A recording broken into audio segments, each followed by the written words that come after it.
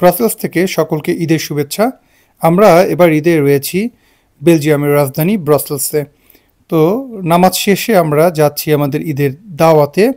আর দেখতেই পাচ্ছেন চমৎকার যে রাস্তা ব্রাসেলস ঘেঁষে এবং চারিদিকে সবুজ, আর সামনে গেলেই এই টানেলগুলো খুবই চমৎকার এবং আলপনার মতো বিভিন্ন ধরনের ছবি এবং লাইটের সমন্বয়ে খুবই মনোমুগ্ধকর এই আলপনাগুলো।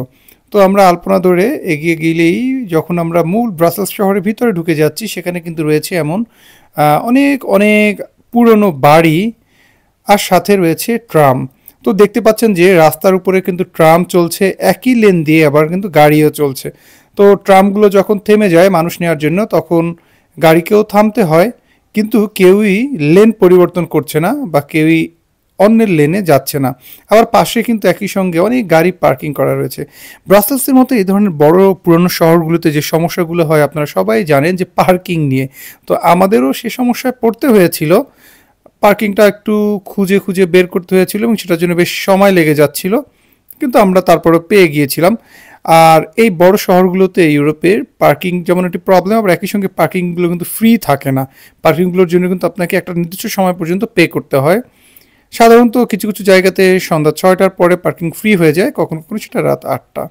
তো আমরা গাড়ি পার্কিংয়ে রেখে চলে আসলাম মিষ্টির দোকানে, যেহেতু দাওয়াতে যাচ্ছি কিছু মিষ্টি নেওয়ার চেষ্টা করলাম। ব্রাসেলসে মিষ্টির দোকান বলতে আমরা যে জায়গাগুলোতে পাচ্ছিলাম হালাল সব যেগুলো, সেগুলোতে বিভিন্ন ধরনের কেক, মিষ্টি, পিঠা, চমচম আসলে এই ধরনের প্যাকেট করা থাকে বক্স আকারে, এবং আপনি যে বক্সটা পছন্দ করেন সেটা বড় অথবা ছোট, অথবা আপনি চাইলে নিচে কিন্তু এগুলো খুচরাও থাকে, সেখান থেকেও তৈরি করে নিতে পারেন নিজের মনের মতো করে। তো আমরা খুব মজাদার একটি কেক চয়েস করেছিলাম, পাশাপাশি এরকম একটা মিষ্টির প্যাকেট তো নিয়ে আমরা হাজির হয়ে গেলাম আমাদের দাওয়াতে আজকের ঈদের দিনের। তো বাসায় খুব চমৎকার ঈদের ডেকোরেশন করা ছিল, যেটা আমার কাছে খুবই ভালো লাগছে। তো এই জায়গাটা ছিল ড্রয়িং রুমে, খুব চমৎকার করে লাইটিং করার সাথে ঈদ মোবারক লেখা ছিল, আর নিচেই ছিল সব খাবার। তো আমরা গিয়ে সেখানে বসে গল্প করছিলাম, গল্প করতে করতে আমরা খাবার নিয়ে নিচ্ছিলাম যার যেতটুকু প্রয়োজন হয়।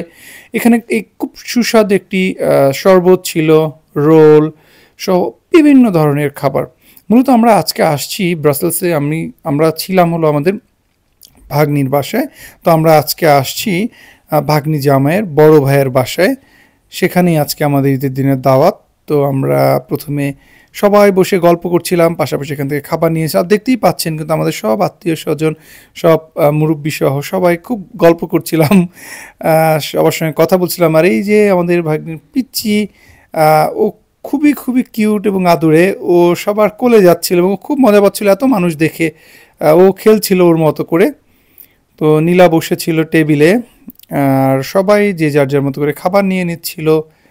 আর খাবারগুলো খুব সুন্দর করে সাজানো ছিল এখানে, যেটা দেখে না খেতে যেমন সুস্বাদু ভালো লাগছিল, পাশাপাশি খাবারগুলো দেখেও না মন ভরে যাচ্ছিল। আর উপরে তো লাইট ছিল, আমার কাছে না এই লাইটিংগুলো খুব ভালো লাগে। আর এই যে ঈদ মুবারক লেখা, এই ধরনের জিনিসগুলো, যদিও বাংলাদেশে যখন ছিলাম তখন এই ধরনের জিনিসগুলোর খুব একটা প্রচলন আমরা দেখিনি, কিন্তু যখন দেশের বাইরে আসছি এরপর থেকে দেখতে পাচ্ছি যে প্রত্যেকটা ফেস্টিভ্যালে, লাইক ঈদ হোক, কুরবানি হোক, সব কিছুতেই না এর ধরনের ছোট্ট করে একটু লাইটিং, এ ধরনের একটা কর্নারের ব্যবস্থা করে সবাই, আর যেটা আসলে খুবই সুন্দর। তো আমরা এখানে বসে খাওয়া দাওয়া শেষ করে আমরা আবার বেরিয়ে পড়লাম একটু ঘুরতে। ঈদ বলে কথা, ঘোরাঘুরি না করলে হয় না। তো আমরা ঘুরতে ঘুরতে চলে যাচ্ছিলাম বেলজিয়ামের বিখ্যাত গ্র্যান্ড প্যালেসে। তো আমরা সেই গ্র্যান্ড প্লেসে গিয়ে সেখানে আমরা একটু ঘোরাঘুরি করব, যদিও বা সন্ধ্যার আগে আগে আমরা বেরিয়েছিলাম। তো আমরা যাচ্ছি এখন গ্র্যান্ড